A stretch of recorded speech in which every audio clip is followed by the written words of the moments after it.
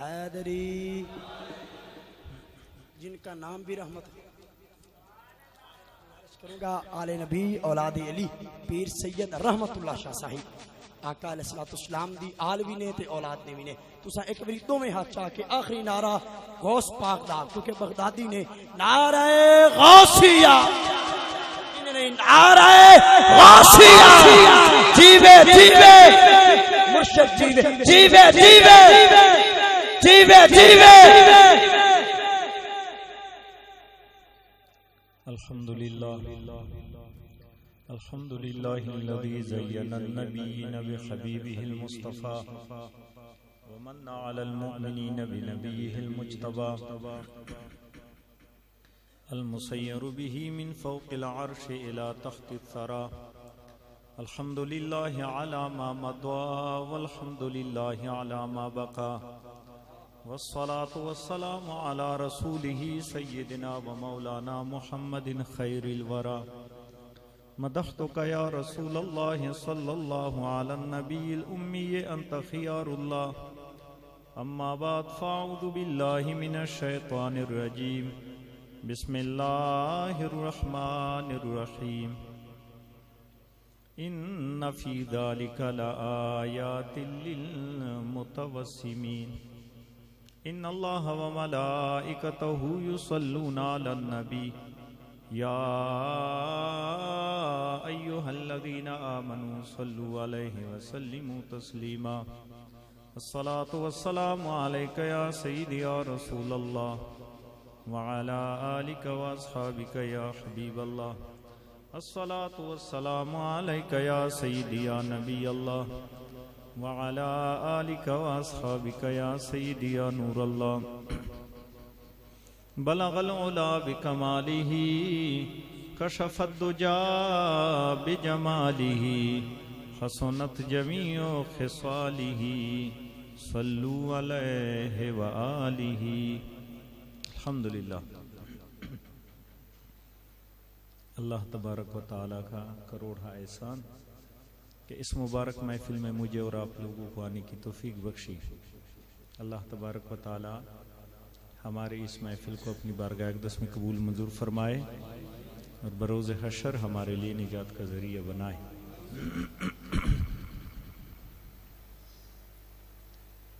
سب سے میں ایک عاجزانہ التجا یہ ہے کہ میری زبان جو ہے نا اردو نہیں ہے، صحیح غلطیاں ہوں گی تو اس کی میں معذرت چاہتا ہوں۔ نبی کریم صلی اللہ تعالی علیہ وآلہ وسلم نے ارشاد فرمایا، مومن کی فراست سے ڈرو کہ وہ اللہ کے نور سے دیکھتا ہے۔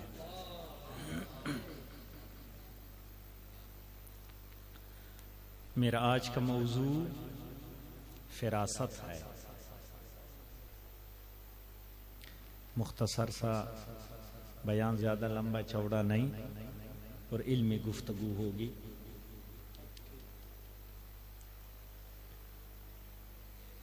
ایک بصیرت ہے، ایک بصارت ہے۔ بصارت یہ آنکھوں کی جو ہے نا دیکھنے کو بصارت کہتے ہیں، اور دل کے دیکھنے کو بصیرت کہتے ہیں۔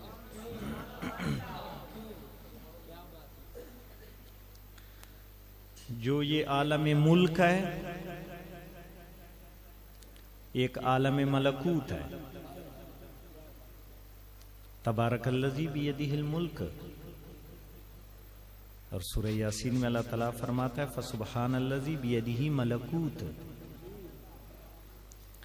ملکوت ایک پوشیدہ نظام ہے جو نگاہوں سے اوجھل ہے، اس کو بصیرت کی نگاہ دیکھ سکتے ہیں،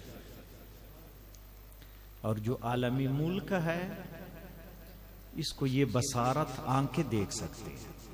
یہ عالم ملک ہے جو مجھے نظر آ رہا ہے، اور ایک پوشیدہ جو نظروں میں نظر نہیں آ رہا، یہ پھر اولیاء کا کمال ہے، وہ بصیرت کی نگاہوں سے دیکھتے ہیں۔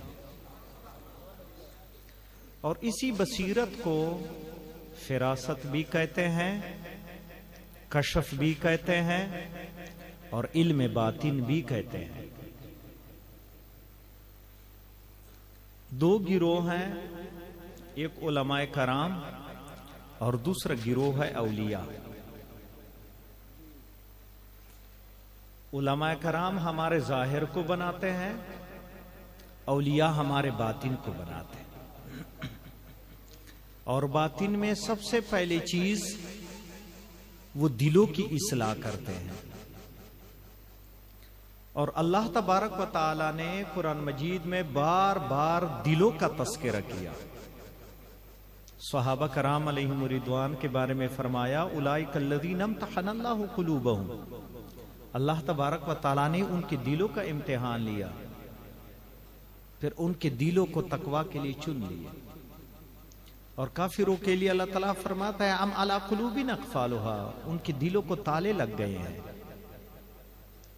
ختم اللہ علی قلوبہم، ان کے دلوں پہ مہر لگا دیا گیا۔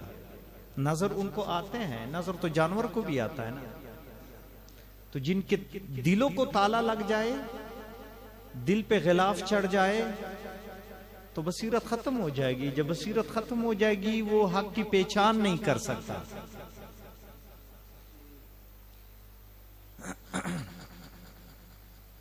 دل ہر چیز کا ایک کام ہے۔ آنکھ کا کام ہے دیکھنا، کان کا کام ہے سننا، پاؤں نے چلنا، زبان نے بولنا۔ دل کا کیا کام ہے؟ دل محبت کے لیے بنایا گیا۔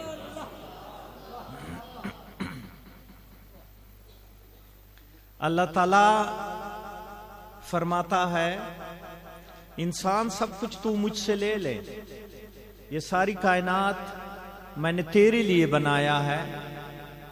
سورج سے اللہ کو کیا فائدہ؟ ہمارے لیے نا۔ زمین سے ہم فائدہ اٹھا رہے ہیں، ہواؤں سے، پانی سے، یہ ہمارے لیے ہے۔ تو اللہ تبارک و تعالیٰ فرماتا ہے پوری کائنات تیرے لیے ہے، یہ جو میں نے تجھے دل دیا ہے نا، یہ دل مجھے دے دے۔ کہتا دل مجھے دے دے، تو دل دینے کو کوئی تیار نہیں ہے۔ جس نے دل اللہ کو دیا وہ ولی اللہ بن جاتا ہے۔ کچھ بھی نہیں، ولایت مشکل نہیں ہے، بہت آسان ہے، اللہ کو دل دے دو۔ جس نے دل اللہ کو دیا، الا ان اولیاء اللہ لا خوف علیہم ولا هم یحزنون، اس دل میں پھر نہ خوف آتا ہے نہ غم آتا ہے، وہ فقط دل مانگتا ہے۔ اور فرمایا کہ مومن کا دل اللہ عز و جل کا عرش ہے۔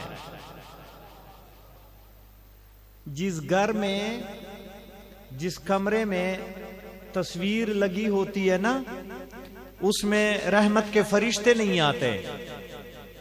تو جس دل میں غیر اللہ کی تصویر ہوتی ہے اللہ نہیں آتا۔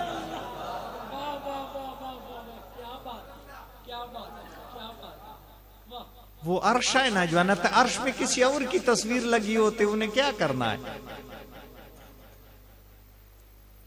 تو یہ اولیاء کرام دلوں کو چمکانے کے لیے اللہ نے بھیجے ہیں۔ نبی کریم صلی اللہ علیہ وآلہ وسلم کے بارے میں جو قرآن مجید میں آیا ہے وَيُعَلِّمُهُمُ الْكِتَابَ وَالْحِكْمَةَ وَيُزَكِّيهِمْ، یہ کتاب اور حکمت کی تعلیم دے گا، وَيُزَكِّيهِمْ، اور تیرے دلوں کا تزکیہ کرے گا، نفوس کا تزکیہ کرے گا۔ تزکیہ نفس، دل کے صاف، دل کو صاف کرنا۔ تو صحابہ کفر کے اندھیروں میں تھے، نبی کی نگاہ نبوت نے دلوں کو کیسے چمکایا، کوئی صدیق بن گیا، کوئی فاروق بن گیا۔ یہی مشن، یہی طریقہ اولیاء نے اپنایا۔ علماء کے پاس وَيُعَلِّمُهُمُ الْكِتَابَ وَالْحِكْمَةَ یہ آ گیا، اور اولیاء کے پاس وَيُزَكِّيهِمْ کا کام آ گیا۔ تزکیہ نفس کرتے ہیں، دلوں کو چمکاتے ہیں۔ اور جب دل چمکنے لگ جاتا ہے پھر اس میں انوارات، تجلیات کا نزول ہوتا ہے۔ پھر دل منور ہو جاتا ہے. تو جدھر روشنی ہوتی ہے کوئی چیز چھپی ہوتی ہے نہیں. دے روشنی ہے نا, ہر چیز ظاہر ہے. اندھیرا کر دیں تو ہر چیز چھپ جائے گی, کوئی پتہ نہیں چلے گا کون بیٹا ہے کون گیا. تو جس کے دل کالے ہو گئے اس کو حق اور باطل کی پتہ نہیں چلتا. جس کا دل منور ہو جاتا ہے وہ نور ہے, تو اس سے حق باطل کا تو پتہ چلتا ہے اور کوئی چیز بھی نہیں چھپ سکتی. تو دل جو ہے نا, اللہ تعالیٰ دل مانگتا ہے, دل دے دو. پھر جب دل دے دیں گے پھر آپ کا دل چمکنے لگ جائے گا. پھر یہ جب دل آئینے کی طرح چمکنے لگ جاتا ہے نا, تو ایک شیشہ ہے نا, شیشہ. اب یہ سامنے لکھائی ہے, اس کے سامنے شیشہ کریں تو آپ شیشے میں دیکھیں وہ لکھائی شیشے میں آپ کو نظر آئی, آپ شیشے میں پڑھ سکتے ہیں. جب دل آئینے کی طرح ہو جاتا ہے, چمکنے لگ جاتا ہے, پھر وہ دل عرش لوح محفوظ کے سامنے کرتا ہے. وہ لوح محفوظ کی لکھائی دل میں نظر آتی ہے. پھر یہ اپنے دل کو دیکھتے ہیں اور یہ فراست کشف کی باتیں بتاتے ہیں. کشف جو ہوتا ہے نا, بصیرت جو ہے نا, فراست, یہ دل کو جو ہے لوح محفوظ کے سامنے اولیاء کرتے ہیں. وہ آئینے کی مثل ہے, اس میں سب کچھ نظر آتا ہے. وہ دل کی طرف دیکھتا ہے, کائنات کی باتیں بتاتے ہیں. بات دل کی ہے, دل چمکنے لگ جائے. اور دل اللہ عز و جل کا عرش ہے. بایزید بستامی رحمۃ اللہ علیہ کے زمانے کا واقعہ ہے. ایک بندہ تھا, اس نے خواب دیکھا کہ میں نے خواب میں عرش کو سر پہ اٹھایا ہے. وہ بڑا پریشان ہو گیا. ایک عالم کے پاس گیا, انہیں کہا مجھے بتا دیں, مجھے اس خواب کی تعبیر بتا دیں, اس کی تعبیر کیا ہے. اس نے کہا مجھے سمجھ نہیں آتی. دوسرے عالم کے پاس گیا, اس نے کہا مجھے سمجھ نہیں آتی کہ آپ نے عرش کو سر پہ اٹھایا, واللہ علم اس کا کیا معنی ہے. کسی نے کہا آپ بایزید بستامی رحمت اللہ علیہ کے پاس جائیں, وہ بڑا جو ہے نا کمال والا ہے, وہ آپ کو اس خواب کی تعبیر بتائے گا. وہ بستام کی طرف چل پڑا. راستے میں جب بستام کے قریب پہنچا, کسی سے پوچھا کہ بایزید بستامی رحمت اللہ علیہ کا ڈیرا کہاں ہے. اس نے کہا آپ نے کیا کرنا ہے. کہتا میں ملنا ہے. کہتا وہ رات کو انتقال فرما گئے. وہ بیچارہ پریشان ہو گیا, یہ کیا ہو گیا. خیر چل پڑا. راستے میں ایک جنازہ آ رہا تھا. اس نے پوچھا یہ کس کا جنازہ ہے. فرمایا بایزید کا. وہ وجد میں آیا, ایک غم میں آیا, پریشانی میں تھا نا. وہ باغ کے نا چرپائی کے نیچے ہو گیا اور دونوں ہاتھوں سے وہ چرپائی کو تھام لیا, پکڑ کے نا چرپائی کے نیچے گھس گیا. تو رو رہا ہے اور کہتا ہے بایزید میں تو تجھ سے ملنے کے لیے اتنا سفر طے کر کے آ رہا تھا کہ مجھے اس خواب کی تعبیر بتائیں گے. تو فوت ہو گیا, چلے گئے, مجھے اس کی تعبیر کون بتائے گا. تو بایزید بستامی نے فرمایا, آواز آئی کہ یہی تو وہ عرش ہے جو تو نے سر پہ اٹھایا ہے. کیونکہ بایزید کے دل میں اللہ کے سوا کچھ نہیں رہتا تھا, اور آج تو نے بایزید کا دل سر پہ اٹھایا ہوا ہے. یہی تیری خواب کی تعبیر ہے. اولیاء کے دل اللہ کا عرش ہے. تو عرش میں لوح محفوظ سب کچھ تو پھر ادھر ہی ہے. تو اس لیے نبی کریم صلی اللہ علیہ وسلم نے فرمایا مومن کی فراست سے ڈرو, وہ اللہ کے نور سے دیکھتا ہے. یہی فراست, یہی چیز ہوتا ہے کہ اس کے دل میں اللہ ہے, اللہ کی محبت ہے. اور جہاں اللہ ہے کون سی چیز پوشیدہ ہے. تو یہ صوفیاء اولیاء ہمیشہ ہی دلوں کی اصلاح کرتے ہیں. پیوند لگے کپڑے, جنگلوں بیابانوں میں پراگندے بال, میلے کچیلے, لیکن دل چمکیلے ہوتے ہیں, دل چمکتے ہیں. کائنات جس طرح حضور غوث پاک نے فرمایا کہ پوری جو ہے روئی زمین یہ کائنات ایسے ہے جیسے میرے ہتھیلی پہ رائی کا دانہ. ایسے ہی ہوتا ہے نا, پورا کائنات اس کے سامنے ایسے ہی ہوتا ہے. بقابی نے بطور رحمت اللہ تعالی بغداد شریف میں گزرے ہیں, بہت بڑے اولیاء کاملین میں سے تھے. حضور غوث پاک جوانی کے عالم میں بقا بن بطو کی صحبت میں بیٹھتے تھے، بڑی عمر کے تھے، اور یہ ان پڑھ تھے، کچھ بھی نہیں آتا تھا، لیکن مقامی ولایت میں اتنے بلند رتبے پہ تھے کہ حضور غوث پاک فرماتے تھے کہ جب بقا بن بطو کی صحبت میں بیٹھتا ہوں تو میرے اندر خون خشک ہو جاتا ہے، اتنا اس کا روب دبدبا ہے۔ ایک مرتبہ آپ اپنی خانقاہ میں تھے، درویش رہتے تھے، ان کے ساتھ 3 فقہا آئے، مفتیان آئے ملنے کے لیے، اور آپ کے پیچھے عشاء کی نماز پڑھی، بقا بن بطو کے پیچھے عشاء کی نماز پڑھی۔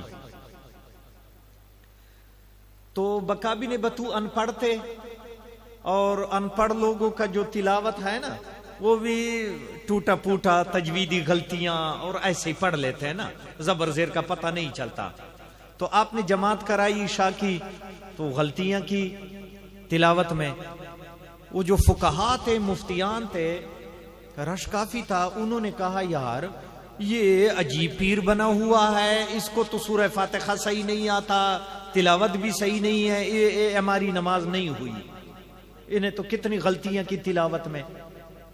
انہوں نے اپنی نماز دوہرا لی، نماز جو ہے نا، اور واقعی علماء ہے نا جو ہے نا، تو ان کو جو ہے نا نہیں جو ہے کہ یار انہوں نے غلطیاں کی تو ہماری نماز نہیں ہوئی، انہوں نے نماز دوہرا لی۔ نماز دوہرا کے نا رات انہوں نے وہیں سٹے کرنا تھا، لمبا سفر تھا، ان کے خانقاہ میں ٹھہر گئے۔ تو رات کو تینوں فقہا کو احتلام ہو گیا۔ اب وہ بھی عبادت گزار تھے، تہجد گزار تھے، اٹھتے تھے رات کو۔ اب وہ تینوں اٹھے کہ یار یہ تو احتلام ہوا ہے، اب پھر صبح سارے درویش اٹھیں گے، پھر بندہ اچھا نہیں لگتا۔ تو پہلے زمانے میں یہ واش روم نہیں ہوتے تھے، دریائے دجلہ نزدیک بہتا تھا بغداد شریف میں، تو پھر جا کے ادھر غسل کرتے تھے، نہاتے تھے، وضو کرتے تھے۔ وہ تینوں فقہا راتوں نکل گئے کہ جا کے نا ادھر نہا لیں گے، پھر جو ہے نا درویش اٹھیں گے، پھر اچھا نہیں لگتا۔ جیسے وہ وہاں گئے، انہوں نے کپڑے اتار کے جب دریا میں اندر گئے نا، پانی میں چھلانگ لگا، ادھر سے ایک شیر آ گیا۔ وہ شیر وہ کپڑوں کے پاس کھڑا ہو کے غرانے لگا۔ وہ تینوں حیران ہے، باہر نکلیں گے تو شیر نے کانا ہے، اندر رہیں گے تو فجر کی اذان ہو جائے گی، لوگ آئیں گے، بڑی پریشانی ہے، بدنامی ہے۔ بقا بن بطو رحمۃ اللہ علیہ پوری رات عبادت کرتے تھے۔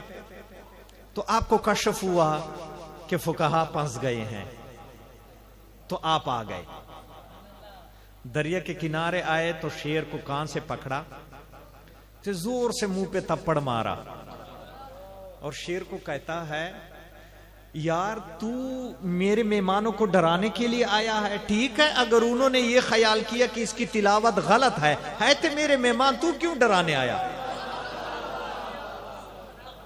یعنی سنا رہا ہے نا ان کو، اور کہتا شیر کو ہے نا، تو شیر کو پھر منہ پہ تھپڑ مارتا ہے کہ تو دوبارہ ڈرانے آئیں گے، ٹھیک ہے وہ مجھے پیر نہ مانے، وہ مجھے کہے کہ تلاوت صحیح نہیں ہے، نماز اس کی درست نہیں ہے، تیرا کیا کام ہے میرے مہمانوں کو ڈرانے کے لیے؟ اب وہ فقہا اندر سوچ میں پڑ گئے کہ یار ہماری کیسی پتہ چلا ان کو کہ ہم نے نمازیں دہرائی ہیں، یا ہم نے دل میں یہ بات کی تھی کہ اس کی تلاوت درست نہیں ہے، یہ تو ہم نے اپنے جو ہے آپس میں بات کی تھی۔ خیر انہیں شیر کو کہا کہ میں تجھے دوبارہ یہاں نہ دیکھ لوں۔ شیر بھاگ گیا، شیر بھاگ گیا تو آپ نے فقہا کو کہا آ جاؤ کپڑے پہن لو۔ وہ باہر آ کے کپڑے پہن لے تو قدموں میں گر گئے، حضور معافی چاہتے ہیں۔ تو آپ نے ایک کمال کا جملہ بولا، وہ جملہ سونے پہ لکھنے والا ہے۔ آپ نے فرمایا اے فقہا سن لو، تم لوگوں نے زبانوں کی اصلاح کی ہے، ہم درویشوں نے دلوں کی اصلاح کی ہے۔ تم لوگوں نے زبانوں کی اصلاح کی ہے، زبان سے درست قرات کرتے ہو، اور ہم نے دلوں کی اصلاح کی ہے۔ اور یاد رکھو فقہا، اللہ زبان پہ نہیں رہتا، دل میں رہتا ہے۔ زبان والے منافق ہو جاتے ہیں، دل والے صدیق بن جاتے ہیں۔ جن کے دل سچے ہیں وہ صدیق بن گئے، اور زبانوں والے منافق بھی بن جاتے ہیں۔ تو مین مقصد دلوں کی اصلاح ہے۔ اور دیکھو وہ کیسے تیز فراست والا کہ کہاں انہوں نے بات کی تھی اور کیسے وہ باتوں میں پکڑے گئے. جن کے دلوں کی اصلاح ہو چکی ہوتی ہے، اس لیے رسول اللہ صلی اللہ علیہ وسلم نے فرمایا مومن کی فراست سے ڈرو، وہ اللہ کے نور سے دیکھتا ہے.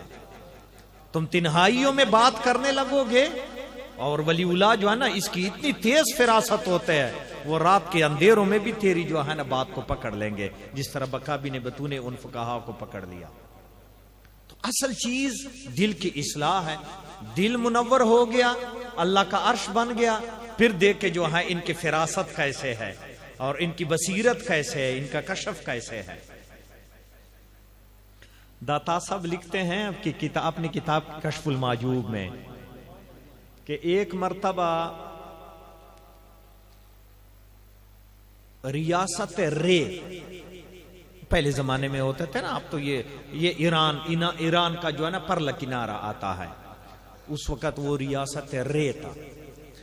تو کہتا کہ ہم وہاں پڑھتے تھے غزنی میں، تو بتایا گیا کہ ریاست رے میں ایک اللہ کا ولی ہے اور بہت کمال والا ہے. تو داتا صاحب فرماتے ہیں کہ ہم نے طلباء نے سوچا کہ جس دن چھٹی ہوگی نا تو ہم اس کی زیارت کے لیے جائیں گے. کہتا ایک دن چھٹی مل گئی، جمعے کا دن تھا، ایسی چھٹیاں ہو گئی، تو ہم 3 طلباء نکل پڑے اس کی زیارت کے لیے، اور اس کا نام تھا شیخ ابن علا. شیخ ابن علا کہتا ہم اس کی خانقاہ میں پہنچ گئے.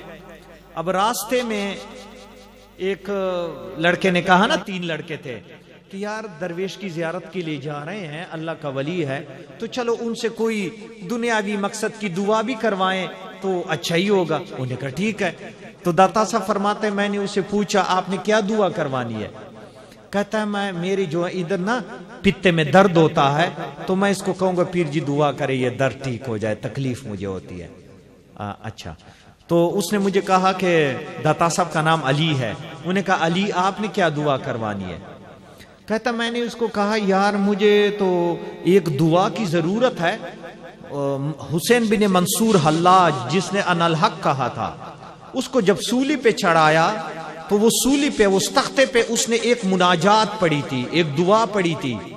وہ دعا کہتا مجھے مل نہیں رہی کہیں کتابوں میں، میں پیر صاحب کو کہوں گا کہ تو دعا کرے وہ دعا مجھے مل جائے، وہ مناجات کہیں مجھے مل جائے. میں نے بڑی کتابوں میں تلاش کیا، وہ مناجات کہیں نہیں مل رہا.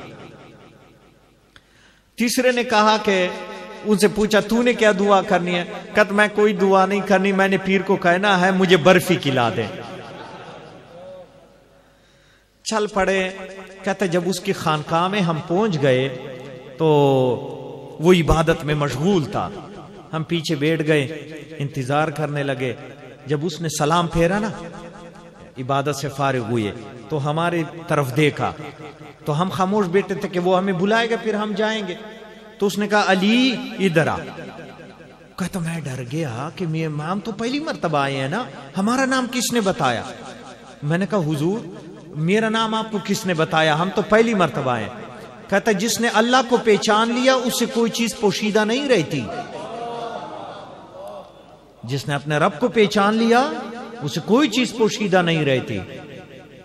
کہتا میں بیٹھ گیا، خاموش ہو گیا. اس نے جیب میں ہاتھ ڈالا، ایک کاغذ نکالا. کہتا یہ وہ مناجات ہے.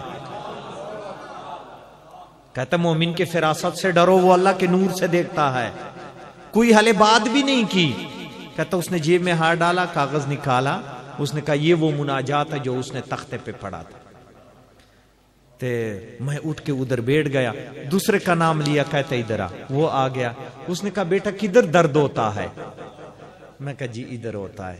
اس نے کہا ہاتھ رکھے. ہاتھ رکھے پھر اس نے پھونک ماری. کہتا جاؤ درد نہیں ہوگا. تیسرے کو کہا تو آ جا. وہ آ گیا. جب بیٹھ گیا تو اس کا اس طرح لباس پکڑ کے کہنے لگا لباس درویشوں کا پہنا ہے اور برفیاں مانگ رہا ہے. لباس تیرا درویشوں والا ہے اور مانگتے یہاں برفیاں ہیں. برفیاں بادشاہوں کے جو ہے نا تختوں پہ ملتے ہیں. ہم درویش لوگ یہ لباس اتار دیں پھر برفی کھلاتا ہوں. اگر درویشوں والا لباس ہے پھر ادھر برفی نہیں ملتی. پھر کہتا اس نے ہمیں دعا دے دی اور ہم اس سے رخصت ہوئے. یہی ہے مومن کے فراست سے ڈرو، وہ اللہ کے نور سے دیکھتا ہے. اسے کوئی چیز پوشیدہ نہیں رہتی. حضور غوث پاک جب واز فرماتے تھے نا تو اس وقت کتابوں میں لکھا 10,000 کا مجمع ہوتا تھا, بڑی خلقت ہوتی تھی. آج بھی آپ کا جو دربار ہے نا کافی وسیع ہے نا, اب تو تعمیراتی کام ہو گیا جو ہے نا, گھر بن گئے, مدرسہ بن گیا, سارا جو ہے نا اسی طرح ہے نا. پہلے زمانے میں تو وہ کھلا تھا, کھلا ایریا تھا نا جس میں کثیر تعداد میں خلقت آتے. آج بھی لاکھوں تعداد میں لوگ آ سکتے ہیں, بڑا دربار ہے. تو آپ واز فرما رہے تھے. شیخ ابو المعالی رحمت اللہ تعالی علیہ پہلی صف میں بیٹھا ہوا تھا. ہر ولی اللہ کی یہ خواہش ہوتی تھی نا کہ ہم پہلی صف میں بیٹھے, پھر سامنے حضور غوث پاک کی زیارت بھی ہوگی اور آپ کی گفتگو توجہ سے سنیں گے. اور اکثر وہ علماء کرام جو آپ سے احادیث نوٹ کرتے تھے وہ 400 کے لگ بھگ لوگ ہوتے تھے, 400 کے لگ بھگ جو آپ سے حدیثیں لکھتے تھے وہ پہلی صفوں میں بیٹھے ہوتے تھے. اس کے ہاتھوں میں قلم دوات ہوتے تھے, باقی مجمع پیچھے ہوتا تھا. اور یہ آپ کی کرامت تھی کہ آپ یہ اتنے مجمع کو آپ آواز بغیر سپیکر کے پہنچاتے تھے. یعنی خلقت کو آواز پہنچانا بھی جو ہے نا, کتنی جو ہے نا 10,000 مجمع ہو. شیخ ابو المعالی رحمت اللہ علیہ فرماتے ہیں بیان لمبا ہو گیا, درس حضور غوث پاک کا. کہتا مجھے سردی تھی, بغداد شریف میں سردی بھی ٹھکا کے پڑتی ہے, گرمی بھی ٹھکا کے پڑتی ہے. سردی بھی پڑتی ہے اور اچھی والی سردی ہوتی ہے, اور گرمی بھی بہت تیز گرمی ہوتی ہے. وہ سامنے بیٹھا ہوا تھا تو کہتا ٹھنڈ کی وجہ سے مجھے پیشاب کا مسئلہ بن گیا, قضاء حاجت کا. ان پیچھے میں دیکھوں رش ہی رش ہے, نکلنے کا راستہ نہیں. آگے دیکھوں حضور غوث پاک کا بیان شروع ہے. دل میں نے کہا حضور میں پھنس گیا ہوں, دل میں کہ میں آپ کا بیان شروع ہے, میں بے ادبی ہے, اٹھ ہی نہیں سکتا. کہتا مجھے اتنا معلوم ہے کہ حضور غوث پاک کے سر پہ جو چادر تھا آپ نے چادر کو جھاڑ دیا, لیکن کسی کو سمجھ نہیں آئی کہ آپ نے کیوں چادر جھاڑا. چادر آپ نے جھاڑا. کہتا میں نے وہ چادر صرف جھاڑتے ہوئے دیکھا, وہ بیٹھے بیٹھے بے ہوش ہو گیا تھا یا سو گیا تھا. اب شیخ ابو المعالی خواب دیکھ رہا ہے, خواب دیکھ رہا ہے کہ ایک جنگل ہے, بیابان ہے, وہ سفر کر رہا ہے. خواب ہے ادھر نہر بھی جاری ہے, ساتھ نہر بھی ہے, سبزہ ہے. اس نے سوچا کہ مجھے طہارت کا مسئلہ ہے تو پانی بھی ہے, چلو ادھر میں طہارت کروں تو استنجا کروں گا, مطلب یہ کہ طہارت ہوگی, تو کوئی مسئلہ, لوگ بھی نہیں ہے, کھلا میدان ہے. اس نے وہاں طہارت کر کے نا نہر کے کنارے آیا وضو کرنے کے لیے یا استنجا کا طہارت کے لیے. تو اس کے جیب میں چابیاں تھیں گھر کی. اس نے کہا نہر گہرا ہے نا, جب میں اس طرح کروں گا کہیں چابی نہ گر جائے, یہ چابی میں کسی درخت میں لٹکا کے تو میں وضو کر کے نا پھر میں چابی لے لوں گا. اس نے چابی لٹکائی درخت میں, جا کے نہر میں طہارت کر کے جب باہر نکل آیا حضور غوث پاک نے چادر جاڑ دیا, اس کو جاگ آ گئی. جب جاگ آ گئی آستین اس کے چڑھے ہوئے ہیں, داڑھی سے قطرے ٹپک رہے ہیں. ادھر ادھر دیکھا لیکن لوگ بیان میں مشغول ہیں, مصروف ہے, کسی کے اس کی طرف دھیان نہیں ہے. اس نے جلدی جلدی سارا کر کے نا بیان میں مشغول ہو گیا. درس ختم ہوا, جیب میں ہاتھ ڈالا, چابیاں بھی نہیں ہیں. اب وہ پریشان ہے کہ چابیاں تو میں درخت میں لٹکائی تھی لیکن میں کدھر گیا تھا. خیر بیان گزر گیا, گھر چلا گیا. پورا سال گزر گیا. سال کے بعد شیخ ابو المعالی کو موصل کی طرف سفر درپیش ہوا.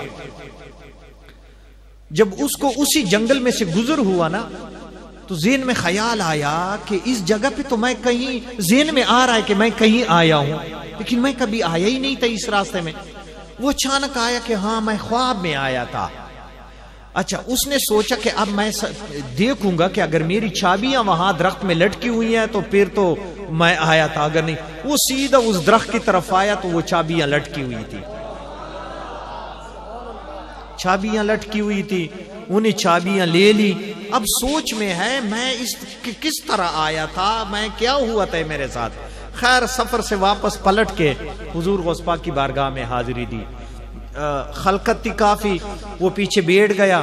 پھر بعد میں پوچھنا تھا. حضور غوث پاک نے اپنے بیان کو روکا اور فرمایا شیخ ابو المعالی چابیاں مل گئیں, چابیاں مل گئیں آپ کو. انہوں نے کہا حضور مجھے سمجھ نہیں آ رہی ہے میرے ساتھ ہوا کیا ہے. پھر آپ نے فرمایا کہ آپ اس طرح طہارت کا تجھے مسئلہ بنا تھا, میں نے چادر جھاڑ کے یہاں پہنچایا, ولی کی طاقت دے کے یہاں پہنچایا. پھر یہاں پہ جو ہے نا آپ نے طہارت کر کے, میں نے تقدیر میں دیکھا تھا کہ 1 سال کے بعد آپ نے یہاں سفر کرنا ہے. پھر میں نے آپ کی چابیاں رکھوا لی کہ تو کہے گا کہ میں خواب میں آیا ہوں. خواب میں نہیں تھا, میں نے حقیقت میں لایا تھا آپ کو. وہ خواب نہیں تھا, حقیقت میں نے تجھے لایا تھا. تو میں نے چابیاں رکھوا لی اور میں پورے سال چابیوں کی رکھوالی بھی کرتا تھا, کوئی لے نہ جائے, کیونکہ تو نے آنا ہے, میں نے تجھے دکھانا تھا یہ سارا کچھ.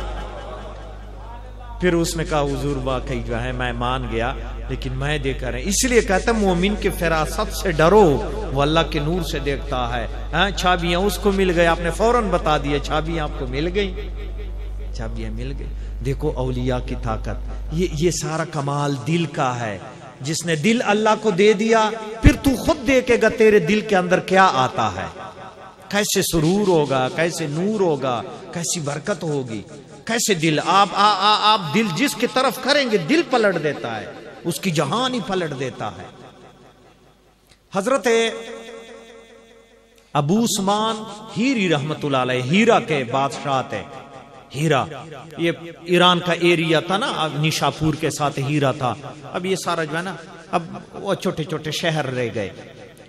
تو یہ ہیرا اس وقت یہ سلطنت تھی, ایک ریاست تھی, اس کا یہ ابو عثمان بادشاہ تھا. پھر یہ درویشوں کے ساتھ بہت پیار کرتا تھا. پھر اس کے بعد ایک دن وہ جنگل میں نکل گیا شکار کے لیے. ایک جانور تھا, گدھا تھا یا کوئی جانور تھا, اس کو زخمی کیا تھا کسی نے. تو وہ کوے اور چیل جو تھے نا اس کو نوچ رہے تھے. تو بیچارہ کبھی جاڑیوں میں گھس جائے, کبھی ادھر ادھر بھاگے. تو آپ شاہی گھوڑے سے اترے, اپنا شاہی لباس پھاڑا اور اس کے زخموں پہ باندھ دیا, اس جانور کے زخموں پہ. پھر جب وہ رات کو آئے, سو گئے, تو خواب میں بتایا گیا کہ تو نے مجھے میرے ایک مخلوق پہ ترس کیا, میں نے تجھے اپنا دوست بنا لیا. پھر اس نے ہیرا کی سلطنت کو لات ماری. پھر جنگل میں چلے گئے.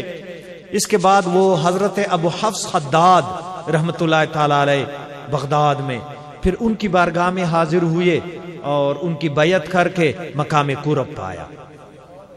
یہ ابو عثمان ہیری رحمت اللہ علیہ بہت بلند مقام والے تھے, بہت بلند مقام والے تھے, صاحب کشف و کرامات تھے. ایک مرتبہ اس کے گاؤں میں, اس کے علاقے میں ایک بندہ تھا, وہ کہیں سفر پہ جا رہا تھا. تو اس کی ایک کنیز تھی, بہت خوبصورت تھی. اس نے سوچا کہ میں اگر سفر پہ چلا جاؤں تو یہ کنیز اگر راستے میں ڈاکوؤں نے حملہ کیا تو یہ مجھ سے چھین کے لے جائے گا. تو یہ کنیز میں کسی کے پاس رکھ لوں نا, تو پھر جب میں واپس آ جاؤں گا تو لے لوں گا. اب وہ سوچ میں پڑ گیا کہ کس کے پاس رکھ لوں, خوبصورت کنیز ہے, لوگ بھی ایمان ہو جائیں گے اس پہ.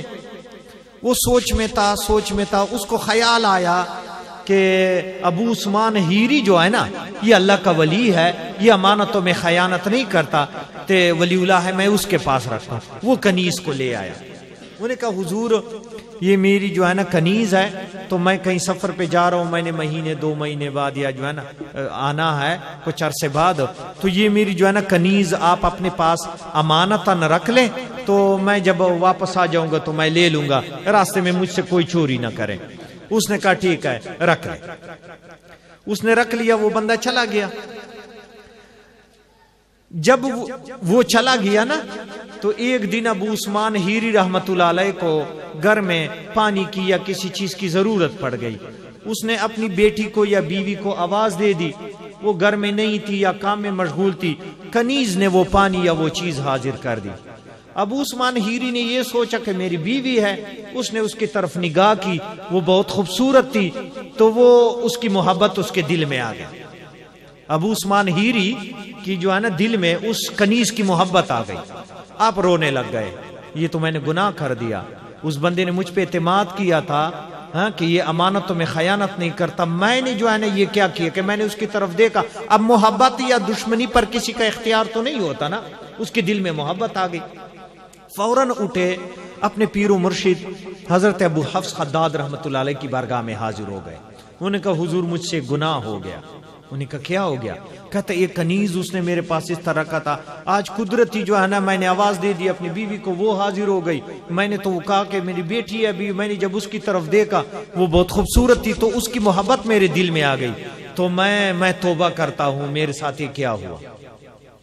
آپ نے فرمایا پریشان نہ ہو, تو اس طرح کر کہ پرلا جو گاؤں ہے اس گاؤں میں حضرت ابو الحسین یوسف رحمت اللہ علیہ رہتے ہیں, تو اس کی بارگاہ میں چلا جا, لیکن یاد رکھ اس پہ کوئی سوال نہیں کرنا, بس خاموش بیٹھنا ہے, تو اللہ تعالیٰ کرم فرمائے گا, یہ لڑکی کی یہ کنیز کی محبت آپ کے دل سے نکل جائے گی. وہ فرماتے ہیں میں آ گیا, ابو الحسین یوسف رحمت اللہ علیہ تشریف فرماتے, میں بھی بیٹھ گیا, تو کچھ ملنگ درویش بھی بیٹھے تھے, گفتگو ہو رہی تھی, تو ساری جو ہے باتیں ختم ہو گئی, محفل برخاست ہو گئی, تو میں بھی اٹھ کے چلا گیا. میں اپنے پیر و مرشد کے پاس آیا, ابو حفص خداد رحمت اللہ علیہ کے پاس, تو پیر و مرشد نے پوچھا کہ کیا بنا؟ میں نے کہا جی ویسے ہی ہوں. اس نے کہا کیا باتیں وہاں ہوئی؟ میں کہا جی میں نے کوئی بات نہیں کی, اور لوگ درویش بیٹھے تھے, گفتگو ہو رہی تھی, میں نے کوئی بات نہیں کی, میں ویسے بیٹھا رہا, تو میں اب آ گیا, لیکن میری دل کی کیفیت حالے بدلی نہیں ہے, اسی طرح ہی ہے. کہتا دوبارہ چلا جا, پھر دوبارہ چلا جا اور اس کی صحبت میں بیٹھ جا, لیکن یاد رکھ سوال نہیں کرنا, اس پہ کوئی گفتگو نہیں کرنا. کہتا میں دوبارہ واپس آ گیا. کہتا جب میں دوبارہ آ گیا نا واپس, تو وہ اکیلے بیٹھے ہوئے تھے, ایک دو درویش تھے. اس نے سامنے شراب کی بوتل رکھی ہوئی تھی ابو الحسین یوسف نے, اور اس کے ساتھ ایک خوبصورت لڑکا بھی بیٹھا ہوا تھا, خوبصورت جوان جو ہے نا لڑکا بھی بیٹھا ہوا تھا, شراب کی بوتل. میں دل میں سوچ رہا ہوں کہ پیر تے پہلے سے بگڑ گیا ہے, شراب کی بوتل بھی پڑی ہے, خوبصورت لڑکا بھی بٹھایا ہوا ہے, میں کدھر آ گیا. کہتا میں بیٹھا رہا, درویش بھی گفتگو کر رہے تھے. تو جب درویش رخصت ہو گئے نا, تے اس نے مجھ سے پوچھا کہ بیٹا کیا کام ہے, کیا کام لے آئے ہو؟ میں کہا جی میں ایک کام تھا, پیر و مرشد نے مجھے بھیجا تھا آپ کی بارگاہ میں, تو کہتا کہ ان کی صحبت میں بیٹھیں تو اس کی گفتگو سن لے اور اس کی جو ہے نا فیوز و برکات حاصل کریں. کہتا بہت اچھی بات ہے, اچھی بات ہے. بیٹھے رہے. میں نے کہا حضور میں ایک سوال کروں؟ انہوں نے کہا کر لے. میں کہا حضور آپ کی تو بڑی شان ہے, میرا پیر و مرشد آپ کی تعریف بھی کرتا ہے کہ وہ بہت کمال والی ولی اللہ ہے, لیکن میں یہ کیا دیکھ رہا ہوں کہ آپ نے شراب کی بوتل بھی, شراب بھی رکھی ہے اور خوبصورت لڑکا بھی رکھا ہے. فرمایا یہ اس لیے رکھا ہے کہ کوئی خوبصورت کنیز نہ رکھ چھوڑے. مومن کی فراست سے ڈرو, وہ اللہ کے نور سے دیکھتا ہے. کہتے یہ اس لیے میں نے شراب اور لڑکا بٹھایا ہے کہ کوئی خوبصورت کنیز میرے پاس نہ رکھ چھوڑے. کہتا اس کا یہ جملہ بولنا تھا میرے دل سے, اور ساری جو ہے اس کی محبت نکل گئی. میں شرمندہ ہوا کہ میں نے یہ کیوں سوال کیا. پھر وہ کہنے لگا بیٹا یہ شراب کی بوتل جو ہے نا, میں درویش بندہ ہوں, میرے گھر میں کوئی برتن نہیں ہے, میں آج سارا دن کوڑا کرکٹ کے جو ہے نا ڈھیر پہ گھومتا پھرتا رہا, تو مجھے یہ شراب کی بوتل نظر آ گئی, کسی نے پھینکی تھی. پھر میں نے اس کو اچھی طرح دھو لیا, اس میں میں نے پانی رکھا ہے, میرے پاس برتن نہیں ہے پانی کا. اور یہ جو لڑکا ہے یہ میرا سگا بیٹا ہے, میں اس کو قرآن مجید سکھا رہا ہوں. یہ جو لڑکا ہے یہ میرا سگا بیٹا ہے, میں اس کو قرآن سکھا رہا ہوں. اور یہ جو شراب ہے نا جو تیرے دل میں خیال آ رہے ہیں, یہ شراب کی بوتل جو ہے, بوتل شراب کی ہے, لیکن میرے پاس کوئی برتن نہیں ہے پانی کا, اس میں میں نے صاف پانی رکھا ہے پینے والا.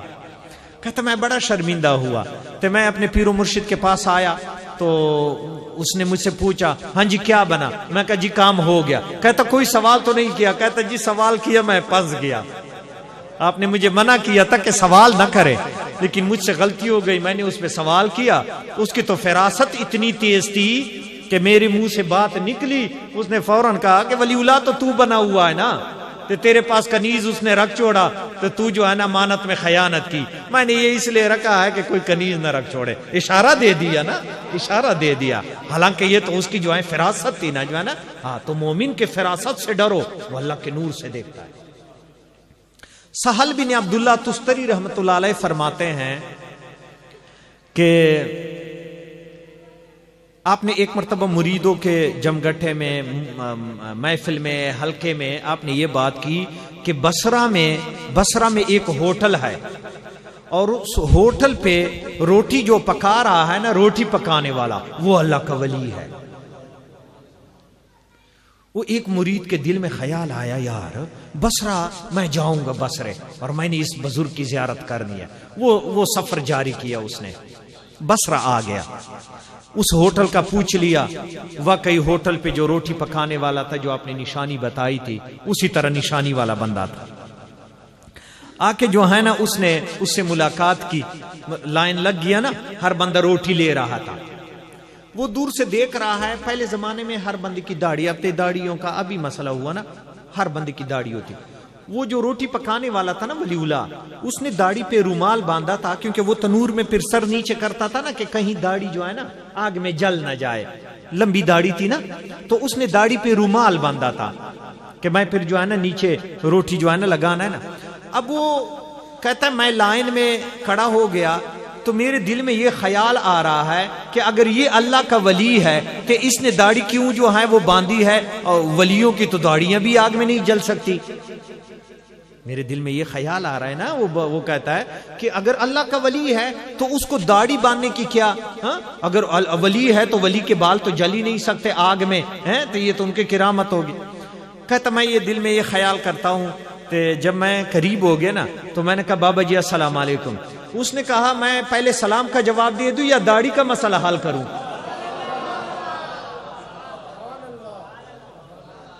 मोमिन के फिरासत से डरो, वो अल्लाह के नूर से देखता है। उन्होंने कहा मैं पहले सलाम का जवाब दे दूं या अपनी दाढ़ी का मसला हल करूं। फिर कहता उसने रुमाल खोला, कहता हुण जल रही है देख ले। फिर कहता मैं शर्मिंदा हुआ। फिर उसने कहा जा अपने पीर को कह दे कि वलियों के बारे में तब बताया करें, पहले अपनी मुरीदों की दिलों की इस्लाह किया करें। उसने मेरे बारे में तुझे बताया कि बसरे में एक वली उला रहता है, उसको ये भी होना चाहता, तेरे दिल को भी साफ करना चाहता ना कि मेरे दाढ़ी के बारे में ना सोचे। देखो मोमिन की फिरासत कितनी तेज है, कैसे जो है अल्लाह के उलमाए कराम। उन किताब में लिखा है कि जब उलमा की मजलिस में बैठो तो जुबानों को बंद करो, और जब औलिया की मजलिस में बैठो तो दिलों को बंद कर दो। कहीं दिल में ख्याल आए वो तेरी ख्याल की जो है वो पकड़ कर दे। शेख अबू बकर कव्वाम रहमतुल्लाह अलैह बहुत बड़े वलीउल्लाह। टाइम काफी हो गया है, नहीं मेरा सफर भी लंबा है, बातें तो बहुत लंबी, औलिया की बातें तो सारी रात भी खत्म नहीं होती। नाराए तकबीर, नाराए रिसालत, नाराए तहकीक, नाराए हैदरी, नाराए गौसिया, इल्माए हक अहले सुन्नत। शेख अबू बकर कव्वाम रहमतुल्लाह अलैह बहुत बड़े फिरासत वाले, किरामत वाले औलिया में से गुजरे। ये अजरबैजान एरिया में, ये रूस का एरिया ना, ठंडा एरिया है, उधर सफर कर रहे थे। आपके साथ एक मुरीद भी था। तो ठंड एरिया था ना, सुबह सवेरे, और सुबह ठंड ज्यादा होती है ना नमाज के बाद। ते चल पड़े। पहले जमाने में ये जुराब बूट नहीं होते थे, दरवेश तो वैसे भी ऐसे ही जो है ना घूमते। तो उसके पांव सूज गए ठंड से जो है ना पांव सूज गए। ते पहले जमाने में लोग ये कमरबंद बांधते थे, पटके को जो है ना कमर में बांधते थे। लंबा सफर होता था ना, फिर कमर तकता नहीं था, इसको कमरबंद कहते थे। कपड़े को ना कमर के साथ बांध देते थे। तो मुरीद ने जो है ना अपना जो है ना कमर बांधा हुआ था कपड़े से। तो जब पीर साहब जो है ना ज्यादा पांव सूज गए ना, परेशानी हो गई, ठंड थी, तो उसके दिल में ख्याल आया कि ये मैं कमरबंद को जो है ना पाड़ के पीर साहब के पांव पे लपेटूंगा ना तो जुराब का काम देगा, तो गुजारा चल जाएगा। फिर दिल में ख्याल आया कि नहीं, ये नया कमरबंद है, क्यों इसको पाड़ दें। 1 घंटे के बाद सूरज निकल आएगा, फिर पांव जो है ना धूप में जो है ना ठीक हो जाएंगे, कोई बात नहीं। अच्छा, वो फिर पीर साहब बैठ गए, फिर धूप आ गया जो है ना, फिर चल पड़े। दोपहर के वक्त एक जगह कयाम किया। तो उस मुरीद ने कहा हुजूर मैंने एक मसला पूछना है। کہتا پوچھ لے. کہتا میں نے بڑے بڑے علماء کرام سے یہ مسئلہ پوچھا, کسی نے مجھے تسلی بخش جواب نہیں دیا. اس نے کہا پوچھ لے بیٹا. اس نے کہا جی مسئلہ یہ ہے کہ الہام اور وسوسے میں کیا فرق ہے؟ الہام اللہ کی طرف ہوتا ہے, وسوسہ شیطان کی طرف ہوتا ہے.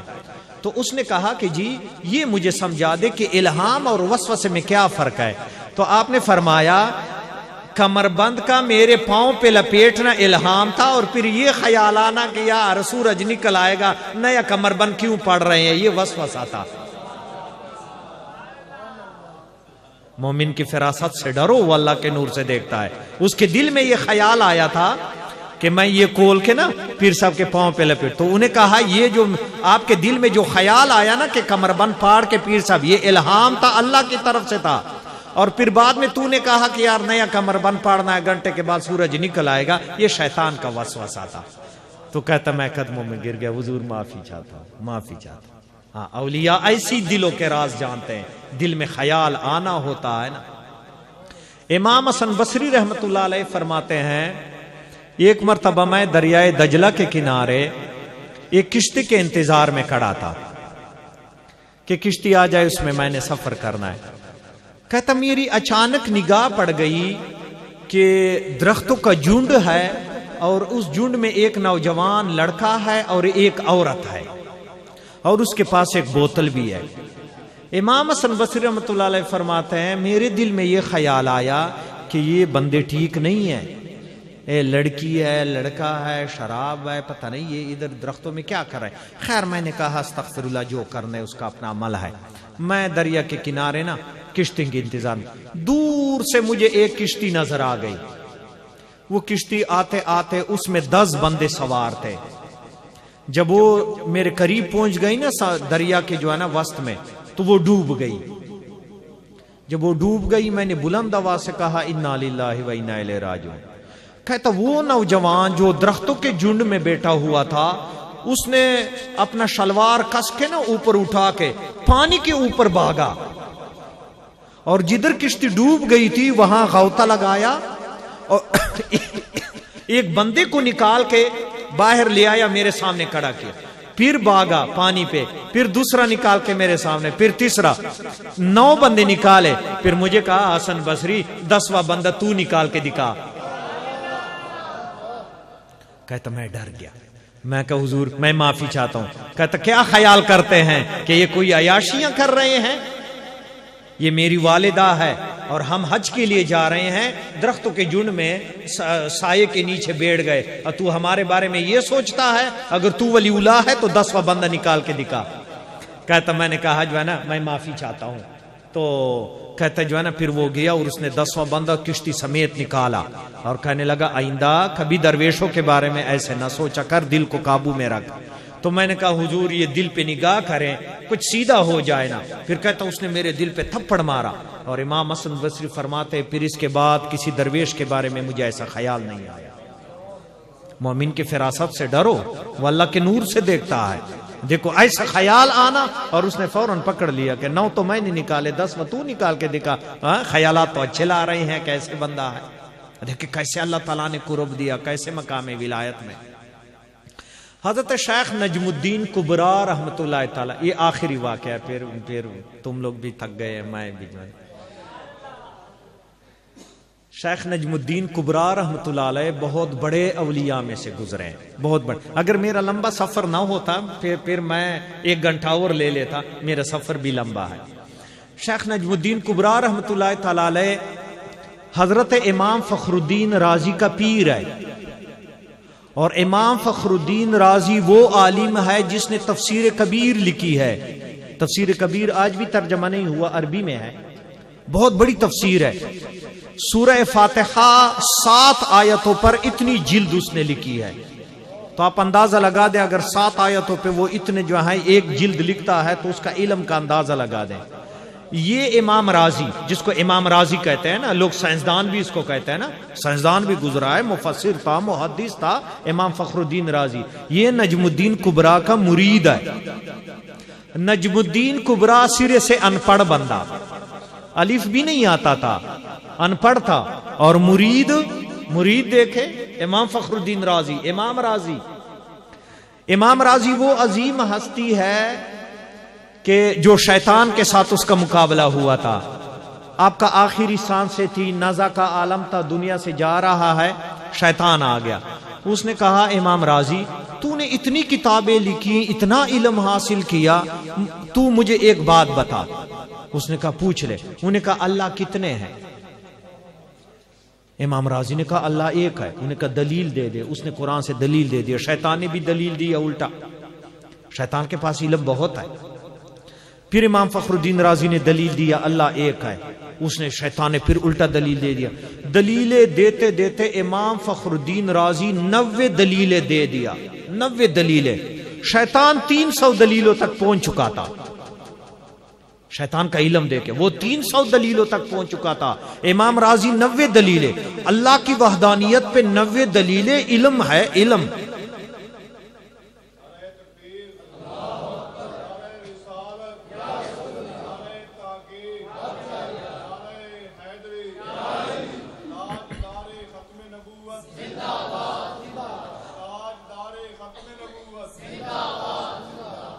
آپ نے 90 دلیلیں دے دی, شیطان نے اتنے دلیلیں. اس وقت نجم الدین کبریٰ رحمۃ اللہ علیہ وضو فرما رہے تھے. آپ نے ہاتھ میں پانی ڈال کے دیوار پہ مارا. انہیں کہا امام رازی شیطان کو کہہ دے میں بغیر دلیل کے اللہ کو ایک مانتا ہوں. شیطان کے ساتھ بیاس نہ کرے, اس سے اللہ کی پناہ مانگے. بس تو اس کو کہہ دے میں بغیر دلیل کے اللہ کو ایک مانتا ہوں. تو جب امام فخر الدین رازی نے یہ کہا, شیطان نے کہا تیرا پیر کامل ہے, آج بچ گیا. تیرا پیر کامل ہے, ورنہ آج تو میرے قابو آیا تھا. تو پھر اس کے بعد امام فخر الدین رازی. شیطان ایسی نا آخر وقت میں بندے کو گمراہ کرتا ہے. جس کا پیر کامل ہوتا ہے شیطان اس پہ حملہ نہیں کر سکتا. یہ نجم الدین کبریٰ رحمۃ اللہ علیہ فرماتے ہیں کہ میں اولیاء کا مطلب منکر تھا. میں اولیاء نہیں مانتے تھے, پیر بنے ہوئے ہیں ایسی. مجھے کسی نے بتایا کہ شیخ اسماعیل کسری رحمت اللہ تعالی علیہ یہ سما کی حالت میں اس پر وجد آ جاتا ہے, پھر وہ دمال ڈالتا ہے, وجد میں ہوتا ہے. کہتا مجھے اچھا نہیں لگ رہا تھا. میں نے ایک دن یہ سوچا کہ میں چوری لے کے نا, جب یہ وجد میں ہوگا نا دمال ڈالے گا, تو میں اس کو چوری ماروں گا. چوری مار کے نا اس کا کام میں نے تمام کر دینا ہے. کہتا میں اس کی محفل جاری تھی, میں چوری لے آ کے پیچھے بیٹھ گیا. اب اس انتظار میں ہوں کہ جب شیخ اسماعیل کسری وجد میں آئے تو میں اٹھ کے اس کو چوری ماروں تو کام تمام ہو جائے گا. کہتا جب اس کو وجد حال چڑھ گیا تو وہ بلند آواز سے اللہ اللہ کا نعرے لگانے شروع کیے اور جھومنے لگا. جس طرح دمال ڈالتا ہے نا اس طرح جھومنے لگا. کہتا جب وہ جھومنے لگا مجھے درد شروع ہو گیا. اور میں چیخے مار رہا ہوں, لوگ یہ سوچ رہے ہیں کہ اس کو بھی حال چڑھ گیا. میں اپنی مصیبت میں پنسا ہوا ہوں, وہ اپنا وجد میں ہے. کہتا میں رو رہا ہوں, چیخ رہا ہوں, اولیاء بھی رو رہے ہیں, اس کو تو حال چڑھ گیا ہے, وہ اپنی حساب میں ہے. کہتا جب اس کا حال ختم ہو گیا تو وہ بیٹھ گیا, تو میں تو رو رہا ہوں. تو میری طرف دیکھ کے کہنے لگا کدھر ہے تیری چوری, کدھر ہے چوری؟ اولیاء کو چوری مارنے کے لیے آیا ہے, نکال چوری جو ہے نا, ان چوری تجھے خود لگ رہی ہے. میں نے چوری پکڑ کے اس کی طرف پھینک دی. میں کہا جی جو ہے یہ چوری میری جان چھڑا, میں مر گیا. اس نے کہا دوبارہ ایسے اولیاء کو تو نہیں تنگ کریں گے؟ میں کہا جی نہیں, میں نہیں تنگ کروں گا. ہے مومن کی فراست دیکھو نا. اچھا کہتا اس نے میری طرف نگاہ کی تو میرا درد ختم ہو گیا. کہتا میں اٹھا قدموں میں آیا اور میں نے کہا حضور مجھے مرید کر دے. کہنے لگا میرے جو مریدوں کا تقدیر میں لسٹ ہے نا, اسی لسٹ میں تیرا نام نہیں ہے. میں کہا میں کوئی لسٹ نہیں جانتا, مجھے مرید کرے, میں جانا ہی نہیں. اس نے کہا نہیں, تو شیخ قضیب الوان موسیلی کا مرید ہے, میرا مرید نہیں ہے, تو ادھر چلا جا. کہتا میں چل پڑا. قضیب الوان موسیلی حضور غوث پاک کے زمانے میں گزرے, بڑے کمال والے. یہ وہ اولیاء میں سے گزرے ہیں, دنیا میں 2 اولیاء ایسے گزرے ہیں جو شکل بدلتے تھے, ایک ابو عبداللہ کرشی اور ایک قضیب الوان موسیلی. یہ کبھی پرندہ بن جاتا تھا، کبھی انسان بن جاتا تھا، کبھی بوڑھا ہوتا تھا، کبھی بچہ بن جاتا تھا، اپنے وقت شکل چینج کرتا تھا. یہ اللہ نے یہ کمال دی ان دو بزرگوں کو تصوف کے میدان میں. یہ دو وہ بزرگ گزرے جو شکل چینج کرتے تھے. تو کہتا میں قضیب البان موسیلی کی بارگاہ میں پہنچ گیا. کہتا جب میں اس کی خانقاہ میں داخل ہوا، وہ آدھے گلاس پہ وضو کر رہا ہے، حالانکہ آدھے گلاس پانی پہ وضو نہیں ہو سکتا. وہ ایک گونٹ پانی پہ وضو کیسے ہو سکتا ہے؟ شریعت نے اجازت نہیں دی نا، جو ہے نا اس پہ جو ہے نا کتنے کلی کریں گے، منہ دھوئیں گے، ہاتھ دھوئیں گے، تھوڑے سے پانی پہ تو وضو نہیں ہوتا. کہتے اتنا سا پانی ہے گلاس میں، آدھے گلاس سے بھی تھوڑا پانی ہے، وضو کر رہا ہے. میں کھڑا ہوا تو میرے دل میں خیال ہے یہ چنگا پیر ہے، آدھے گلاس پہ وضو کہاں ہوتا ہے؟ کہتا خیال میرے دل میں گزر رہا ہے یہ وضو میں مشغول ہے. اس نے میری طرف اس طرح دیکھا، وضو کر لیا. کہتا کیا کام ہے؟ میں کہا جی میں آپ کی بارگاہ میں شیخ اسماعیل کسری نے بھیجا ہے تو میں آپ کا مرید ہونا ہے. کہتا اچھا بیٹھ جا، کروں گا. کہتا میں تھکا ہوا تھا، بیٹھ گیا. بیٹھے بیٹھے مجھے نیند آ گئی. اب میں خواب دیکھ رہا ہوں کہ میدان حشر ہے، میدان حشر ہے. تو لائن لگی ہے، آگے دوزخ ہے، آگ جل رہی ہے. ایک بلند ٹیلا ہے، اس ٹیلے کے اوپر ایک کوئی بزرگ بیٹھا ہوا ہے. جو بندہ اس فرشتے کے پاس جاتا ہے، فرشتہ اس سے پوچھتا ہے وہ جو ٹیلے پہ بزرگ ہے اس کو آپ پہچانتے ہیں؟ تو جو بندہ اس کو کہتا ہے میں پہچانتا ہوں، وہ اس کو کہتا ہے ٹیلے کے اوپر چڑھ جائے. جو کہتا ہے میں نہیں پہچانتا اس کو پکڑ کے دوزخ میں ڈال دیتا ہے. کہتا میں اس کی طرف دیکھتا ہوں، میں نہیں پہچانتا ہوں. دل میں سوچتا ہوں کہ فرشتہ کہے گا تو میں بھی جھوٹ بولوں گا کیا میں پہچانتا ہوں. کہتا جب میں اس کے قریب پہنچا تو فرشتے نے مجھ سے پوچھا تو یہ بلند ٹیلے پہ جو بندہ بیٹا ہے پہچانتا ہے؟ میں نے کہا پہچانتا ہوں. کہتا چلو تو چڑھ جا. کہتا جب میں اوپر چڑھ گیا نا وہ بزرگ اٹھ گیا، وہ میری طرف آیا، زور سے ادھر تھپڑ مارا. کہتا کیوں جھوٹ بولتے، تو مجھے پہچانتا ہے؟ کہتا میں نیچے گر گیا. اب وہ تو خواب دیکھ رہا ہے نا، تو وہ جیسے کہتا تبک جاتا ہے نا، وہ کہتا میں پھر تبک گیا نا. جب ڈر کے جو ہے میں اٹھا، وہ سامنے کھڑا تھا، ادھر تھپڑ مارا. کہتا میرے گلاس کے بارے میں خیال کرتے ہیں آگے دوزخ ہے؟ میرے وضو کے بارے میں تو خیال کرتا ہے کہ اس کا وضو نہیں ہوتا، دیکھے جو مجھے نہیں پہچانتا آگے دوزخ ہے. تو دوزخ سے بچ گیا، میرے پاس آیا ہوا ہے. حالے تک تو خیال کر رہا ہے کہ اس کو وضو کا طریقہ نہیں آتا. اتنے پانی پہ میں کہا حضور پہلے بھی ڈسا ہوا ہوں. اس نے بھی جو ہے چوری لے گیا تھا، ادھر بھی ذلیل ہو گیا، ادھر بھی جو ہے نا کچھ کرے جو ہے. میرے یہ کیا دل میں باتیں آتے ہیں، کدھر میں پھنستا ہوں، ہر طرف نیا نیا ولی اللہ مجھے. انہیں کہا جو ہے نا اچھی جگہ آیا ہے، آئندہ ایسے آنا. پھر کہتا میں اس کا مرید ہو گیا اور اس نے میری دل پہ نگاہ کی. پھر مجھے کبھی بھی اولیاء کے بارے میں خیال نہیں آیا، یہاں تک کہ میں نجم الدین کبریٰ بن گیا. اتنے بلند مقام پہ آ گیا کہ جس کا جو ہے نا آج امام رازی ان کا مرید ہے.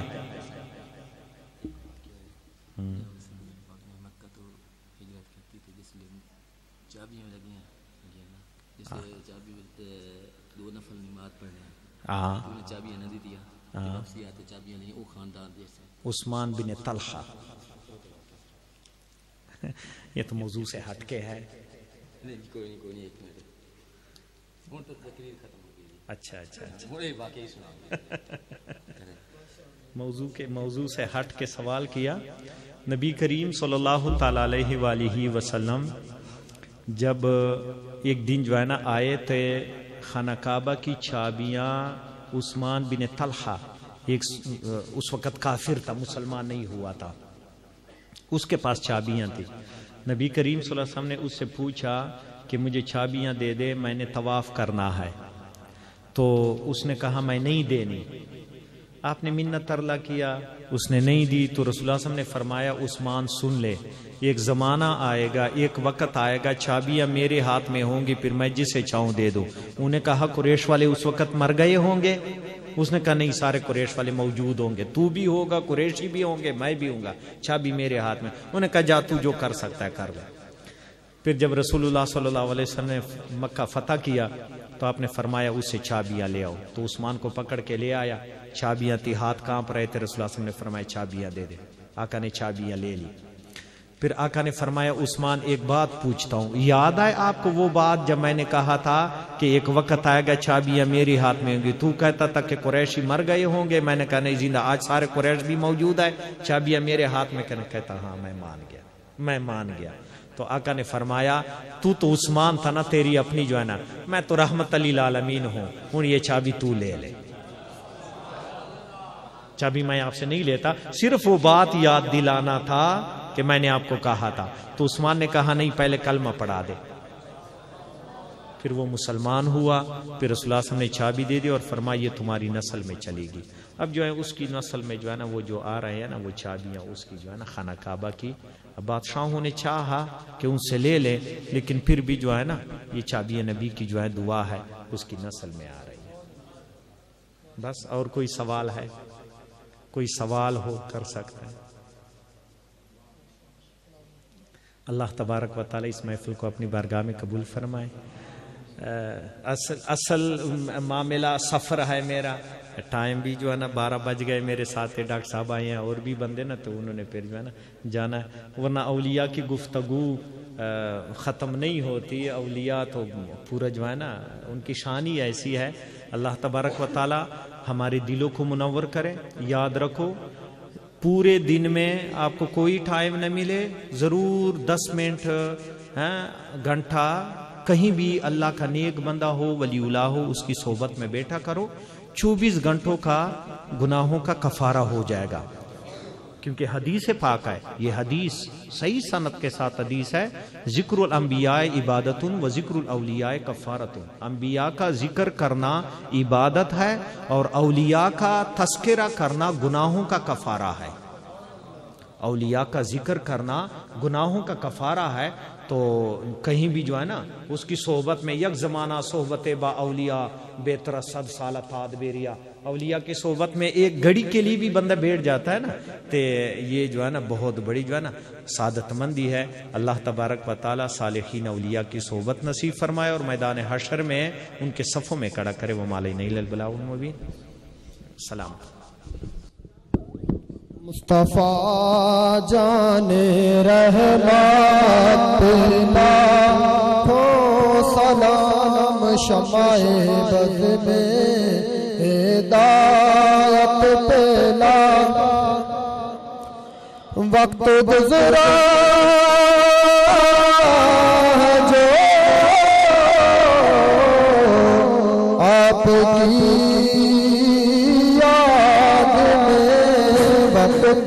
گزرا ہے جو آپ کی یاد میں، ایسی نورانی سایت پہ لاکھوں سلام، مصطفیٰ جان رحمت وہ ہمارے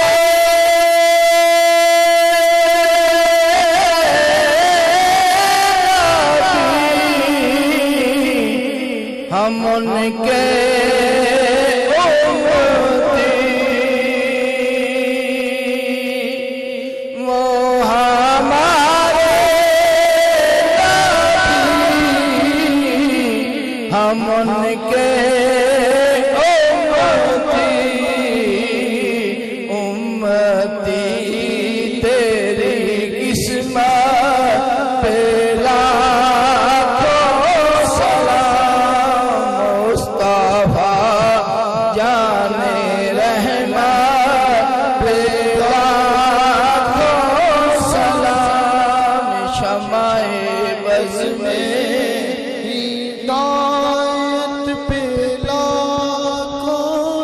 اور جس کے سجدے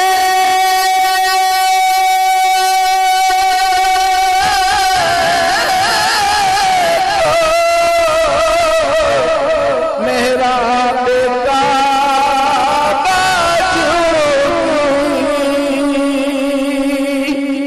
اور جس کے سجدے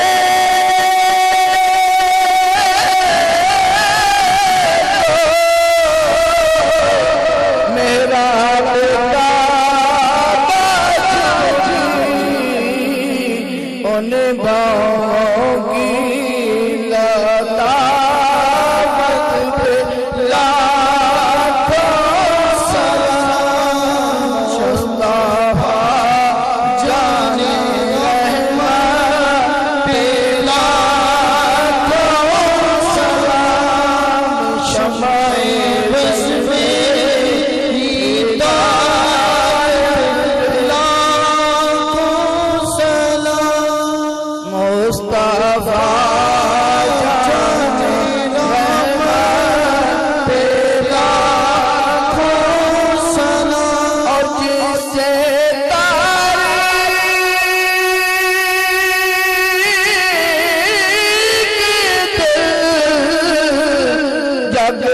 जगमगाने लगे और जैसे तारीकी दिल जगमगाने लगे उस चमक वाली रंगत पे लाखों सलाम मुस्तफा जाने अहमद पे लाखों सलाम शमाए बस में हिदायत पे लाखों सलाम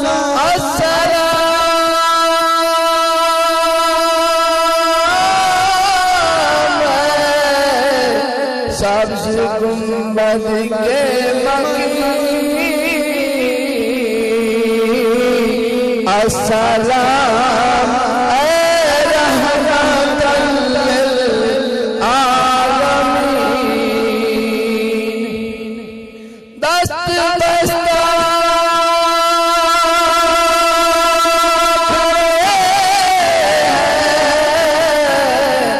हाज़िर गुलाम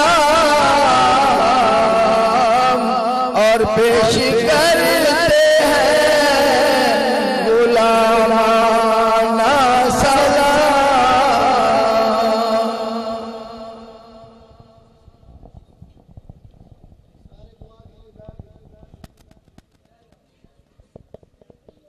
आमीन। अल्हम्दुलिल्लाह रब्बिल आलमीन वस्सलातु वस्सलामु अला सय्यिदिल अंबिया वल मुरसलीन या अरहमर राहिमीन या रब्बल आलमीन।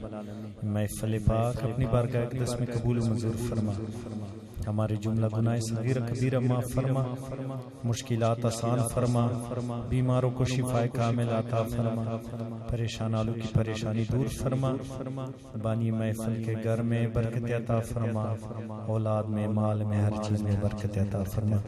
या रब्बल आलमीन इस गाँव इस इलाके के लोगों पे रहम फरमा, या इलाहुल आलमीन के माल में औलाद में हर चीज में बरकत अता फरमा। नौजवान नस्ल को रसूलुल्लाह सल्लल्लाहु अलैहि वसल्लम की सुन्नतों के पाबंद बना, औलिया सालिहीन की अदब की तौफीक अता फरमा। अल्लाहुम्मा इन्नका अफ़्वुन तुहिब्बुल अफ़्व फ़अफ़्विना गफ़ूर या करीम। अल्लाहुम्मा इन्ना नस्अलुका अल-अफ़्व वल आफ़ियत वल मुआफ़ात फ़िद दुनिया वल आख़िरह। अल्लाहुम्मा इन्ना नऊज़ु बिका मिन ज़वालि निअमतिक व तहव्वुलि आफ़ियतिक व फुजाति निक़मतिक व जमीइ सख़तिक। ला इलाहा इल्ला अन्ता वहदका ला शरीका लक। अल्लाहुम्मा आति नफ़्सी तक़वाहा व ज़क्किहा अन्ता खैरु मन ज़क्काहा अन्ता वलियुहा व मौलाहा। सल्लल्लाहु तआला अला नबील उम्मी व अला आलिहि व सह्बिहि। सारे साथी भाई लंगर खा के जा